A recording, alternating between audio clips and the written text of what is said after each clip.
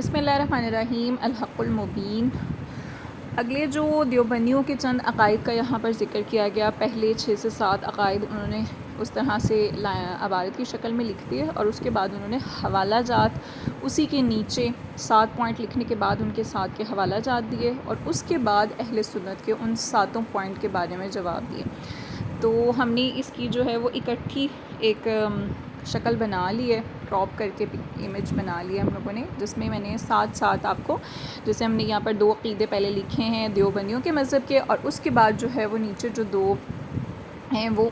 دیوبندیوں نے جس کتاب میں یعنی جو ریفرنس دیا گیا وہ عبارت موجود ہے، اور اس کے بعد اہل سنت کا ان کی طرف سے جواب دیا گیا۔ تو ہم یہ علیحدہ اس طرح سے پڑھ لیتے ہیں۔ دیوبندیوں کا مذہب کہتے ہیں اکابر علماء دیوبند کے حسب ذیل عقائد و مسائل مندرجہ ذیل عبارات و حوالہ جات منقولہ میں ملاحظہ فرمائیں۔ پہلا ان کا یہ ہے کہ رسول اللہ صلی اللہ علیہ وسلم کے علم غیب کا عقیدہ رکھنا صریح شرک ہے، یعنی حضور پاک صلی اللہ علیہ وسلم کے بارے میں یہ عقیدہ رکھنا چاہیے کہ آپ کو غیب کا علم ہے، یہ شرک ہے۔ اس کی انہوں نے جو عبارت جو بیان ہے وہ فتاوی رشیدیہ حصہ دوم میں صفحہ نمبر 141 پر ہے کہ اور یہ عقیدہ رکھنا کہ آپ کو علم غیب تھا صریح شرک ہے۔ اب یہ ان کے باقاعدہ الفاظ ہیں اس حوالے سے، جبکہ ہم جانتے ہیں کہ ہم نے بہت ساری ایسی احادیث دیکھی ہیں، بہت ساری ایسے جو ہیں وہ واقعات صحابہ نے بیان فرمائے ہیں کہ جس میں حضور کے علم غیب کا تذکرہ ہے، یہاں تک کہ جو بدر کے تھے، جو شہید ہونے تھے صحابہ، ان کے بارے میں بھی آپ نے تذکرہ فرمایا تھا، آپ نے پیشن گوئی کی تھی، اور وہ باقاعدہ ویسا ہی ہوا تھا، تو گویا یہ بھی علم غیب پر دلالت کرتا ہے۔ اسی طرح سے جو آپ نے قیصر الشام وغیرہ اور پھر دیگر فتوحات وغیرہ کا جو ذکر کیا، وہ بھی بعد میں پیشن گوئیاں سچ ثابت ہوئیں، تو یہ سارا کا سارا جو ہے وہ حضور کا علم غیب ہی ہے، تو اس کو شرک کہنا ظاہر سی بات ہے کہ یہ تو غلط ہوگا۔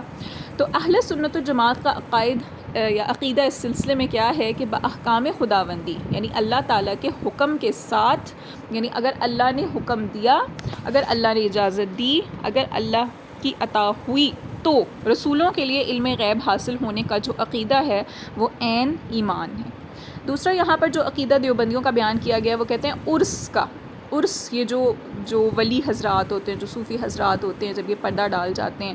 تو ان کے ہر سال جب ان کی جو برسی، جو عرس منایا جاتا ہے، اس کا التزام کرے یا نہ کرے بہرحال ناجائز ہے۔ التزام کا مطلب یہ ہوتا ہے کہ انہوں نے ایک دفعہ کوئی چیز کی اور پھر ان کو اس چیز سے منع کیا گیا، اور دوبارہ انہوں نے اسی چیز کو دوبارہ سے کیا منع کرنے کے باوجود، تو اسے کہتے ہیں التزام، یعنی عرس کا وہ التزام کرے یا نہ کرے بہرحال ناجائز ہے۔ اس کے بارے میں جو ان کی باقاعدہ عبارت ہے وہ فتاوی رشیدیہ حصہ دوم صفحہ نمبر 141 پر موجود ہے، اور یہ الفاظ ہیں کہ عرس کا التزام کرے یا نہ کرے بدعت ہے اور نادرست ہے۔ اہل سنت کا اس کے بارے میں کیا مذہب ہے؟ اہل سنت کے نزدیک بغیر وجوب التزام کے عقیدے کے، یعنی التزام کے لازم ہونے والا جو عقیدہ ہے، یعنی التزام کے ساتھ عرس کرنا جائز ہے، اور بلا التزام بھی جائز ہے، یعنی اگر کوئی منع کرتا ہے تب بھی ہم کر سکتے ہیں، اور اگر کسی نے منع نہیں کیا اس سلسلے میں تو بھی ہم کر سکتے ہیں، کہ بے شک یہ ایک بدعت تو ہے لیکن اچھی بدعت ہے کہ ہم اس سارے ثواب کے لیے کر رہے ہیں۔ ہاں، اگر عرس میں جو ہے وہ اس قسم کے ناجائز خرافات استعمال کی جائیں یا دنیاوی دکھاوے کے لیے کی جائے، باقاعدہ خلوص نیت سے نہ ہو، تو وہ ظاہر سی بات ہے کہ ناجائز ہوگی یہ چیز۔ اس میں خلوص دل ہونا چاہیے، خلوص نیت ہونی چاہیے، اور اصالہ ثواب کی نیت سے یہ کام کرنے چاہیے۔ اگلا جو عقیدہ ہے تیسرا اور چوتھا، وہ یہ ہے کہ تاریخ معین پر، یعنی خاص تاریخ پر قبروں پر جمع ہونا بغیر لغویات کے بھی گناہ، یعنی وہ کہتے ہیں کہ بری چیزیں وہاں پر نہ ہوں، ان بری چیزیں کے علاوہ بھی کسی خاص تاریخ کو معین نہیں کرنا، مطلب سمجھیں کہ مہینے کی فلاں تاریخ کو جو ہے وہ کیونکہ اس کی برسی ہو رہی ہے یا اس خاص دن ہے تو ہم اسی دن جمعرات کو ہی وہیں جائیں گے، یا ہم جو ہے وہ 13 تاریخ کو ہی جائیں گے یا 11 کو ہی جائیں گے، اس طرح سے دن معین کر لینا وہ کہتے ہیں کہ جائز نہیں ہے، وہ گناہ ہے۔ اس کے بارے میں جو ان کی فتاوی رشیدیہ میں عبارت موجود ہے وہ یہ ہے کہ تعین تاریخ سے قبروں پر اجتماع کرنا گناہ ہے، خواہ اور لغویات ہوں یا نہ ہوں۔ اور اہل سنت کا اس کے بارے میں جو جواب ہے کہ معین تاریخ پر کیا قبروں پر جمع ہو سکتے ہیں یا نہیں ہو سکتے، تو تاریخ معین پر مزارات اولیاء اللہ پر مسلمانوں کی حاضری اور بزرگوں کی روحانیت سے فیض حاصل کرنا اہل سنت کے عقائد کی روح سے نہ صرف جائز ہے بلکہ مستحسن ہے، یعنی اچھا کام ہے، بشرط یہ کہ وہاں پر فسق، فجور اور معصیت نہ ہو، یعنی یہاں پر کوئی غلط کام نہیں ہونے چاہیے، کوئی گناہ والے کام نہیں ہونے چاہیے، یا کوئی خلاف شرع کام نہیں ہونے چاہیے. اگر وہ ہو رہے ہیں تو پھر جائز نہیں ہوگا، لیکن اگر وہ کام ایسے نہیں ہو رہے، لغویات نہیں ہیں، کوئی غلط چیزیں نہیں ہیں، صرف اور صرف اصالِ ثواب کی نیت سے، اور کسی کو جیسے کھانا کھلانا، پانی پلانا، خلوص نیت سے وہاں پر کوئی جو ہے وہ قرآن خوانی کرنا، یا وہاں پر جو ہے یہ اس طرح سے کوئی بھی پڑھائی وغیرہ کرنا، وہ سب کچھ جائز ہے. لیکن اگر یہ خرافات اس میں شامل ہو جائیں کہ محض اس کو میلہ وغیرہ بنا دیا جائے کہ کھانے پینے کی اشیاء کے لیے بس آپ اسی نیت سے ہم وہاں پر جا رہے ہیں، تو پھر اس اعتبار سے اگر دیکھا جائے تو یقیناً اس کے بیچ میں احتیاط ضروری ہے کہ ہم لوگ ان چیزوں کی طرف راغب نہ ہوں. چوتھا جو عقیدہ ہے دیوبندیوں کا، وہ یہ کہتے ہیں کہ متبع سنت اور دیندار کو وہابی کہتے ہیں. یعنی ان کا وہابیوں کے بارے میں کیا فتویٰ ہے، وہ کہتے ہیں کہ جو سنت کے پیروکار ہوتے ہیں اور جو دیندار لوگ ہوتے ہیں انہی کو وہابی کہا جاتا ہے. اور فتاوی رشیدیہ میں ہی صفحہ نمبر 141 پر موجود ہے، جو ان کی عبارت موجود ہے، وہ کہتے ہیں اس وقت اور ان اطراف میں وہابی جو ہے وہ متبع سنت کو، یعنی سنت کے پیروکاروں کو اور دیندار کو کہتے ہیں.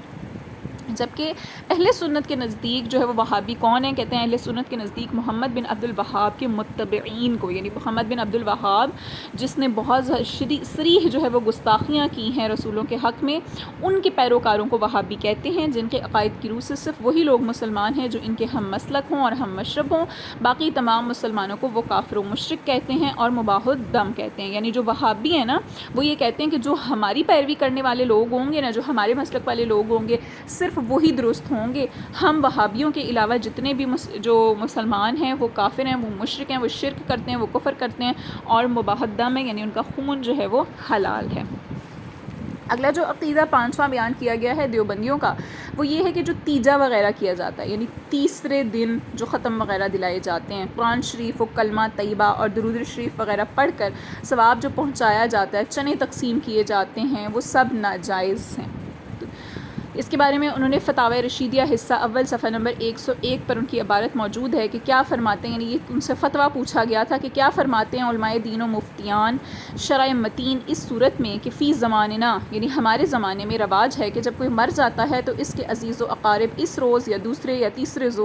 روز یا کسی اور روز جمع ہو کر مسجد یا کسی اور مکان میں قرآن شریف اور کلمہ طیبہ اور درود شریف پڑھ کر بلا تعین شمار، یعنی شمار نہیں کرتے کہ کتنا پڑھا ہے، بس جتنا پڑھا جاتا ہے اس سارے کا ثواب اس پڑھے ہوئے کا متوفی کو بخشتے ہیں، یعنی اس فوت ہو جانے والے کو، اور چنے تقسیم کرتے ہیں. تو اس طرح جمع ہونا اور قرآن مجید وغیرہ پڑھنا اور پڑھوانا درست ہے یا نہیں ہے. بے نوا بالکتاب اچھا یہ اس میں مزید جو ہے نا وہ وضاحت اس کتاب میں کہتے ہیں یہ موجود ہے. تو اس کا جواب انہوں نے یہ دیا تھا کہ صورت مسئولہ کا جواب یہ ہے کہ مجتمع ہونا عزیز و اقارب وغیرہ یہ مطلب جائز نہیں ہے. انہوں نے اس کا یہ جواب وہاں پر دیا تھا. تو اس کے بارے میں اہل سنت کا عقیدہ یہ ہے کہ اہل سنت کے نزدیک تیجا وغیرہ اور قرآن شریف و کلمہ طیبہ درود شریف پڑھ کر اس کا ثواب ارواح مومنین کو پہنچانا اور چنے تقسیم کرنا سب جائز ہے اور موجب رحمت و برکت ہے، بشرط یہ کہ یہ امور خلوص اعتقاد اور نیک نیتی سے کی جائے. دیکھیں ہم جو ہمارا جو عقیدہ نا، جو اہل سنت کا عقیدہ اس حوالے میں وہ یہ ہے کہ اگر تو خلوص نیت سے، دکھاوا نہیں ہے، خلوص نیت سے اچھے عقیدے کے ساتھ محض ایصال ثواب کے لیے یہ سارے کام کیے جاتے ہیں تو پھر یہ جائز ہوں گے. لیکن محض یہ سوچ کر کہ جی یہ رسم ہے اس لیے ہم نے کرنا ہی کرنا ہے، یا یہ رواج چل پڑا ہے تو اس وجہ سے ہم نے کرنا ہی کرنا ہے، یا لوگ بہت زیادہ آج کل جو بڑھاوا چڑھاوا دیتے ہیں جی سوٹ دیں، یہ کریں وہ کریں، تو اگر تو اس میں خلوصی نیت ہے، یعنی اگر اس کی استطاعت ہے اور وہ پورے خلوص کے ساتھ کہ چلو مرنے والے کو میرے اس عمل کا ثواب پہنچے گا، اس نیت سے اگر وہ دے رہا ہے تو پھر تو جائز ہے. لیکن اگر وہ محض لوگوں کو دکھانے کے لیے کہ دیکھو میں اتنا امیر ہوں، میں نے اتنا اچھا ختم دلایا اور میں نے اتنا اچھا سب کچھ کیا، تو وہ چیز ظاہر یقیناً وہ گناہ کا موجب ہوگا. اگلا جو عقیدہ ہے دیوبندیوں کا وہ یہ ہے کہ 40واں اور 11ویں جو ہے وہ بھی بدعت ہے. کھانے یا شیرنی وغیرہ پر فاتحہ پڑھنا بدعت اور گمراہی ہے، اور ایسا کرنے والے سب بدعتی اور گمراہ ہیں. حوالہ جات اس کے بارے میں وہ یہ دیتے ہیں فتاوی رشیدیہ حصہ 2 صفحہ نمبر 7 جو ہے اس کے بارے میں یہ دیا گیا کہ مرنے کے بعد، یہ سوال کیا گیا تھا فتاوی رشیدیہ میں کہ مرنے کے بعد 40 روز تک روٹی ملا کو دینا درست ہے یا نہیں ہے۔ 40 روز تک روٹی کی رسم کر لینا، اس کا جواب یہ دیا گیا کہ بدعت ہے۔ ایسے ہی 11ویں بھی بدعت ہے، بلا پابندی رسم و قیود، یعنی رسم کی یا اس طرح کی چیزوں کی قید وغیرہ کے ساتھ ایصال ثواب جو ہے وہ مستحسن ہے۔ یعنی وہ یہ کہتے ہیں کہ اگر آپ یہ باقاعدہ یہ کام نہ کریں، یعنی جو یہ تیجے وغیرہ یا 40ویں پہ یا 11ویں شریف پہ کرتے ہیں، اس کے علاوہ آپ ویسے مسجد میں پیسے دے دیں، اس کے علاوہ آپ کسی گھر والوں کو دے دیں، یعنی اس طرح کی رسم نہ کریں کہ باقاعدہ اکٹھے نہ ہوں لوگ وہاں پر، اور اکٹھے ہو کر وہاں پر کسی کھانے وغیرہ پر اس طرح سے یہ کام نہ کریں تو پھر وہ اچھا ہوگا۔ یعنی یہ قید نہیں ہونی چاہیے، یہ دیوبندیوں کا عقیدہ ہے فقط، واللہ تعالی عالم۔ اس کے علاوہ فتاوی رشیدیہ حصہ دوم صفحہ نمبر 150 پر یہ بھی ذکر کیا گیا کہ مسئلہ یہ تھا کہ فاتحہ کا پڑھنا کھانے پر یا شیرینی پر بروز جمعرات کے درست ہے یا نہیں، یہ سوال پوچھا گیا۔ انہوں نے اس کے بارے میں کیا جواب دیا کہ فاتحہ کھانے یا شیرینی پر پڑھنا بدعت اور دلالت ہے، ہرگز نہ کرنا چاہیے۔ تو اہل سنت کا اس کے بارے میں کیا عقیدہ ہے کہ 40واں، 11ویں شریف اور کھانے یا شیرینی وغیرہ پر فاتحہ پڑھنا سب جائز اور باعث اجر و ثواب ہے۔ ظاہر سی بات ہے، ہم اللہ کا ہی نام لے رہے ہیں نا ایک کھانے پر، تو کھانے پر اللہ کا نام لینا یا کوئی دعا کر لینا یہ کچھ غلط تو نہیں ہے، اور ایسا کرنے والا مسلمان صحیح العقیدہ اہل سنت و جماعت ہیں۔ ان کاموں کو بدعت قرار دینا اور ان کاموں کے کرنے والے سنی مسلمان کو بدعتی کہنا سخت گناہ اور بدعت و دلالت ہے۔ تو اس وجہ سے کہ دیکھیں کسی بھی جگہ پر اگر ہم کوئی دن مخصوص کرتے ہیں، جیسے حضور پاک صلی اللہ علیہ وسلم نے بھی 9ویں 10ویں محرم کا روزہ رکھا ہے، عرفہ کے دن کا روزہ رکھا ہے آپ نے، ٹھیک ہے۔ پھر اس کے علاوہ بھی دیگر ایسے معاملات ہیں جس میں حضور پاک صلی اللہ علیہ وسلم نے دن معین کیے ہیں، تو کیا خاص کسی دن کو معین کر کے اس میں کوئی اچھا کام جو کہ شریعت کے خلاف نہیں ہے